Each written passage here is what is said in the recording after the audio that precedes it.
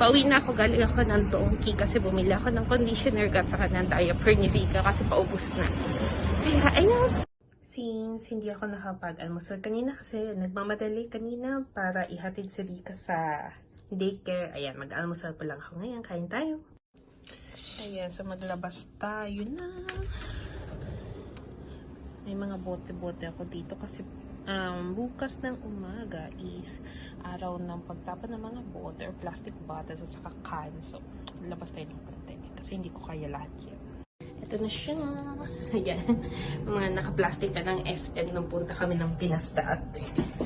Ayan. So, nilagay ko na siya dyan sa may pinto, banda, para mamaya pag sinundo ko sa Rika, isahang tapunan na. Kasi nasa second floor kami, ang puting-ting pag akit baba, ganun.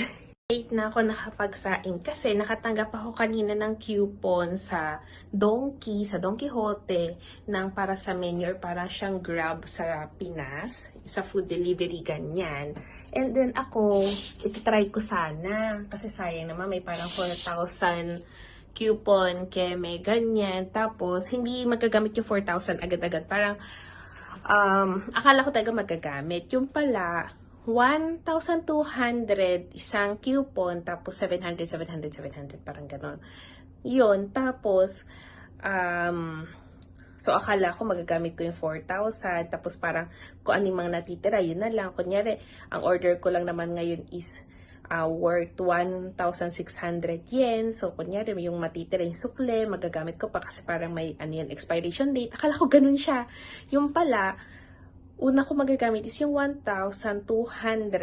Tapos, yung order ko is, kunyari, tawag dito. Kanina magkano ba yung order ko?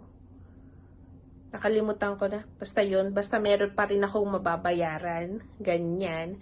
Kaya, bilang ako'y nagtitipid kasi wala pa akong work ngayon. And, ayun, parang nanghinayan lang ako kasi nga, iba siya sa ina-expect ko. Kaya, ayun, so ngayon lang ako nagsaing para sa lunch ko maya-maya pagkaluto. Kasi magbubukas lang ako ng delata.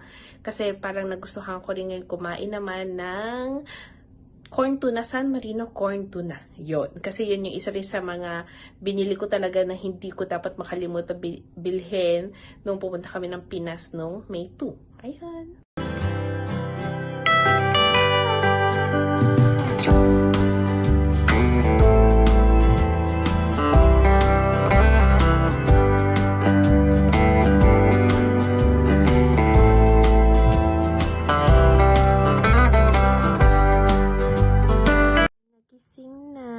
Nagnap yan kanina after mag-play. Pagka-uwi namin galing sa daycare niya, nag-play siya tapos inantok, natulog. Ngayon, gising na ulit. Gising na ulit.